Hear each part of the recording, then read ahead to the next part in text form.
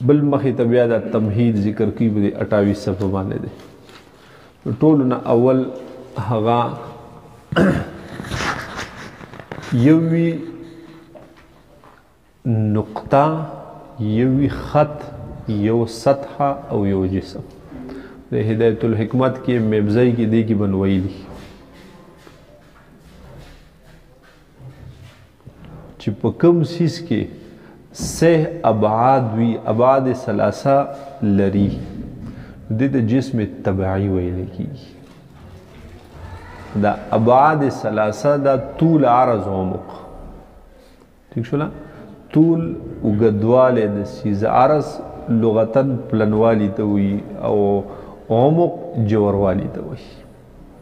نو چې هغه طول، عرض، عمق پکې وي، یعنی ابعاد ثلاثه پکې وي، نو دې سیس ته ویل کیږي جسم. ته ویل کیږي جسم. بیا دغه حکمت والا فلسفه والا دوی هغه د طول، عرض، عمق د ابعاد ثلاثه او د دې دغه جسم تعلیمی ورته وموي. نو وایي چې اجسام چې جوړ دي، متکلمین وایي چې دا د اجزا لا تتجزا نه جوړ دي.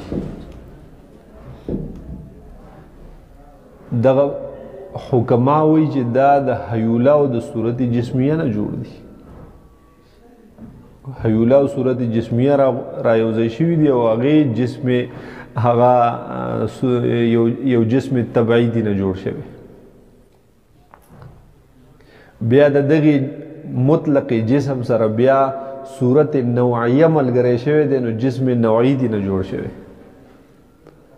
بیا د دغې جسم نوعی سره هغه تشخص ملګری شوی، یا هغه صورت شخصیه ور سره ملګری شوی، نو د هغې نه بیا هغه یو شخص دی نه جوړ شوی، یو خاص جسم دی نه جوړ شوی.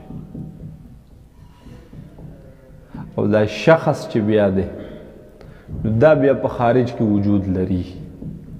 هر چې جسم نوعی دی یا مطلق جسم دی، هغه ذهنی شی دی، په خارج کې وجود نه لري.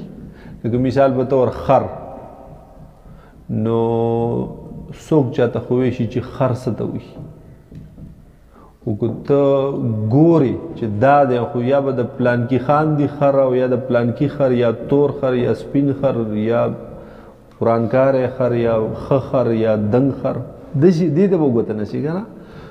دا هغه خر نوعي نه دی، هغه کلي خر نه دی، خو دا خو یو جزي دی. بیا پوه شوې په دې که نه؟ نو بیا په دقې جسم سره په دې کې چې ابعاد ثلاثه هم وي، نو دغه جسم جسم طبعی دی. بیا دا څه شی دی؟ جسم طبعی. یعنی چې هغه صورت هغه جسم تعلیمی ور سره ملګری شي، جسم طبعی دی نه جوړ شي. بیا پوهېږې پې؟ نو جسم چا ته ویلی کېږي؟ جسم دې ته ویلی کېږي چې وایي په هغې کې ابعاد ثلاثه وي، طول، عرض، عمق پکې وي. سطح دې ته ویلی کېږي چې په هغې کې صرف دوه بعده وي، یو پکې طول وي او یو پکې عرض وي. پوه شوې؟ او خط دې ته ویلی کېږي چې په هغې کې صرف یو بعد وي، طول وي پکې بس. او جز لا يتجزا یا نقطه یا جوهر فرد ورته وایي. دوی په انګریزي کې به ورته هغه پوینټ یا ډاټ ورته وایي. په دې کې نه طول، نه عرض، نه عمق. پوه شوې؟ لا يقبل القسمة فرضاً وهماً، یو طریقې سره هم په دې کې تقسیم نه راځي. نه طولاً تقسیمیږي، نه عرضاً، نه عمقاً، نه په خارج کې، نه په ذهن کې. ٹھیک شو نا؟ اس قسمه قسمت په دې کې راځي نه، تقسیم په دې کې جاری کېږي نه. نو دې ته ویل کېږي نقطه. او داسې بل تعریف هم داسې کوي چې وایي نقطه چې دا طرف الخط ته وایي. خط چاته وایي؟ نو دا طرف السطح ته وایي، او سطح طرف الجسم ته وایي. یا هغه مجموعه د نقاطو چې فقط طول لري دا خط، مجموعه د خطوطو دا سطحه، مجموعه د سطحو دا جسم. په دې باندې پوه شوې؟ بیا په دې کې دا ابعاد ثلاثه چې کوم دي، طول، عرض او عمق، په دې کې یو غلطي زمونږ نه دا راځي چې طول مونږ وایو اوږدوالي ته. طول چاته وایو؟ عرض پلنوالي ته او عمق جوړوالي ته، حالانکه غلط ده. طول ویل کېږي اول ما فرض ته، اول چې په جسم کې کوم بعد فرض کړلی شي ده ته ویل کېږي طول، او په دویم نمبر چې کوم بعد فرض کړلی شي هغه ته عرض، او چې په دریم نمبر کوم فرض کړلی شي هغه ته عمق ویل کېږي. بیا خدای دې کړي چې دا عرض د طول نه زیات اوږد وي، اوږد وي دي که نه، عمق د طول او د عرض دواړو نه اوږد وي چې اوږد وي دي. اول ما فرضه هغې ته ویل کېږي طول، او دویم نمبر هغې ته عرض، او دریم نمبر هغې ته عمق. لکه مثال داسې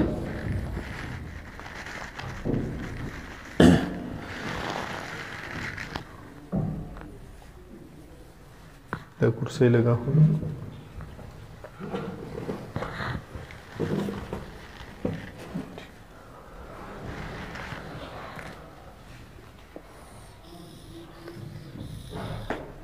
ٹھیک شولا. په دې کې لکه دا چې بیا هغه جسم اونته کې جوړ کړي که نه،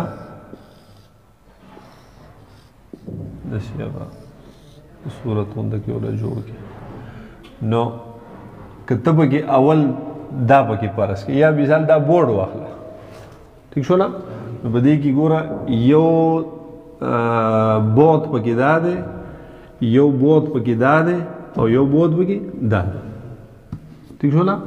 نو که تا اول دا راواغستو چې دا طول شو، دویم دی دا راواغستو چې دا عرض، او دریم دا چې دا عمق. که ته وایې چې اول زه دا رالم بېشکه چې راواله، پوه شوې، دغه به بیا طول وي، دویم نمبر دا به دی بیا عرض وي، دریم نمبر دا به دی بیا عمق وي، پوه شوې. اول ما فرضه دا طول، دویم نمبر عرض، او دریم نمبر بیا عمق، ٹھیک ده. او یا داسې هغه خط چاته وي، نو وایي خط مجموعه د نقاطو ته ویلی کېږي چې په هغې کې فقط یو بعد وي. سطحه مجموعه د خطوطو ته وایي چې په هغې کې عرض هم وي د طول سره، ځکه چې مجموعه د خطوطو شو، طول پکې پخپله راغلی، مجموعه د خطوطو چې په هغې کې عرض هم وي، او جسم مجموعه د سطحو چې عمق پکې هم وي. پوه شوې؟ لکه دا اوس جسم دی، ځکه دا طول دا عرض، نو یو بل بل بل بل ډېر شی را جمع شوي دي، یو عمق یې جوړ کړی دی که نه، جدا جسم شو. پوه شوې په دې خبره؟ دقه بیا یو بل څیز دی هغې ته دایره وي، او یو بل شی دی هغې ته کره وي، ټیک ده. دایره چې وي که نه دا سطحه وي، دا څه وي؟ سطحه. او کره چې وي دا جسم وي، ٹھیک شو. دواړه داسې ګول وي، دغه راکړه، ٹھیک شو، دواړه داسې غونډ وي بلکل، ٹھیک ده. خو چې فقط سطحه وي، یعنی طول پکې وي او عرض پکې وي، لکه په دې کې مثال دا طول شو، دا پکې څه شو؟ عرض شو، عمق پکې نشته، دا دایره. او چې په دې کې عمق هم وي، دې ته بیا ویل کېږي کره، ٹھیک شو. د دایرې تعریف بیا کوي، وایي مجموعه د نقاطو، داسې مجموعه د نقاطو چې یو خط جوړوي. څه جوړوي؟ یو خط. او په دې کې یو نقطه داسې وي چې د هغې نه د باقي تمامې نقطې دا هغه مساوي الفاصله وي.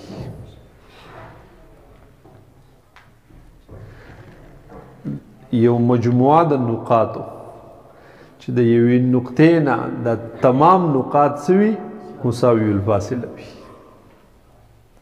پوه شوې بې اوس په دې ځای کې او دغه مخصوصه نقطه چې ده چې دا ټولې د مساوي الفاصله دي دقې ته به د دایرې مرکز وایي دې ته به څه ویلی کېږي مرکز د دایرې لکه مثال په دې منځ کې دا مونږ فرض کړو دا یو نقطه د دې نه چې ته کم ځای ته هم ځې ټیک شو په دې دایره کې چې باقي څومره نقاط دي ګیر چاپېره چې کوم خط یې جوړ کړی نو چې کم یو ته هم تک کې نو سوره لار به توی کې یو شان یوې ته چې کومه لار توی کړې ده نو دوره به فاصله به بالکل یو شانتي پوه شوې بې داسې بیا کره هم ده خو کره مجموعه د هغې نقاطو وي او سطحه یې جوړه کړي څه جوړه کړي یعنې وګوره کې مجموعه د خطوطو پوه شوې په هغې کې به هم یو خاص نقطه به پکې وي چې د هغې نه به د دغې سطحې کمې نقطې له چې ځې نو فاصله به یو شانتي لکه دا بال چې دی پوه شوې بې هغه دا خو به یې نه راوړي راوړی دی وایي ګوره ته که راوړی پوه شوې په دې قصه نو چې دغه جسم وي په دې کې یو خاص نقطه چې د هغې نه د سطحې هرې نقطې ته ځې نو فاصله به یو شانتي دې ته وایي کره او چې یو داسې څیز چې په هغې کې عمق نه یو سطحه وي او په هغې سطحه کې یو خاص نقطه وي د هغې نه چې کمې نقطې طرف ته هم ځې نو فاصله به څه وي یو شانتي وي د دغې مخصوصې نقطې نه چې د دې سطحې هغې یو خط ته چې کمې نقطې ته ځي لکه بالبل دا چې جوړه شو نو په دې کې دلته نور نقاط هم دي ډېر شي دا خو سطحه ده که نه دا ټول ملکونه ډک دي راغونډ شوي یو سطحه یې جوړ کړې او دا کوم خط چې ګیر چاپېره په نظر راځي نو د دغې خط هرې نقطې ته چې ځي دې نه چې دې ځای ته که راځي که دې ځای ته راځي که دې ځای ته راځي دې هر ځای ته چې ځي نو فاصله به څه وي یو شانتي وي په دې باندې پوه شوې دې دایرې ته په انګریزۍ کې ورته بیا سرکل وایي ټیک ده او دې کرې ته ویلی کېږي سپیر ټیک ده نو په دې دایره کې فقط طول او عرض وي او په دې کره کې طول عرض عمق درې واړه وي بس بل یو خبره ده دایره بیا تقسیموي دوو قسمونو ده یو ته وایي دایره عظیمه یو ته وایي دایره صغیره دایره عظیمه او دایره صغیره دا په مختلفو کرو کې ته نشي پاس کولی بلکې په یو کره کې به یې درنه پاس کې پوه شوې بې په یو کره کې به یې څه کې دی نه مخکې یو خبره صرف ځان پوهه په دې کره کې چې که نه په دې کې خو طول عرض عمق درې واړه یي که نه د جسم تعریف مونږ دا وکړو چې هغه مجموعه د سطحو مجموعه ده په دې کې ډېر شی سطحې راجمع شوي یو پره بله پره بله پره بله پره ډېر شی راجمع شوي او یو بال یې جوړ کړی داسې پوه شوې بې نو دا هره سطحه چې په دې کې راغلې هغه سطحه خو بیا یو خط هم لري که نه ځکه خو مجموعه د خطوطو ده که نه نو پوهېږي بې هغه نو دقه ټول خطوط دا په دې کره کې راله بیا نو په دې یو کره کې دننه ته تقسیم د دغې دوایرو کولی شي د دایرو کولی شي زما سره یو کچ وړوکی بال دی یو غټ بال دی نو دې غټ بال کې به دا دایره چې روباسم خو لږ غټه به وي که نه په دې وړوکي بال کې به وړی که نه نو زه وایم چې دغه دایره دا عظیمه ده او دا صغیره ده غلط ٹھیک ده په یو بال کې به دا دواړه دایرې د صغر او د کبر دا نسبت چې ورته کېږي دایرو ته دا به د یو بال دی دایرو ته کېږي د یوې کرې دی دایرو ته به کېږي ٹھیک ده که مثال په طور دا هغه فرض یې که چې دا یو کره ده که نه ٹھیک ده تاسو به لیدلی وي په هغې کره داسې دا کرښې وي که نه داسې هغه جسم غونته کې احساس کړی نو په دې کې د ټولو نه دا غټه دایره چې کومه وي دقې ته دایره عظیمه وي دایره عظیمه پکې وایي هغه دایره ده په کره کې چې دا د کره دوو برابرو حصو ته تقسیموي که ته په دقې باندې په دغې دایره دا کره تقسیم کړي نو دوه مساوي حصې به درته حاصلې شي پوهېږې پې او دایره صغیره هغې دایرې ته وایي چې په هغې باندې کله ته دا کره تقسیم کړي نو مساوي حصې درته درکوي نه بلکې یو حصه به غټي یو به وړی مثال دا کره د دا ما په دې ځای باندې مې په چاقو کېښوده دا مې داسې کټ کړه یو دا حصه یې راکړه یو بره که نه نو ظاهره خبره دا غټه دا وړه ده ور دې په دې منځ باندې زه قینچي کېدم او ویشلوم داسې نو دوه برابر حصې به درله درکړي لکه مڼه دې راغستې ده په دې منځ یې وله چاقو کېښود دوه ځایه دې کړه پوه شوې بې نو دغې هغه دایره په یو کره کې چې هغه د کره تقسیمي برابرو حصو ته دې ته وایي دایره عظیمه او هغه دایره چې دا د کرې لره په برابرو حصو کې نه تقسیموي بلکې یو حصه غټي یو وړی دې ته وایي دایره صغیره وړه دایره په دې قصه باندې پوه شوې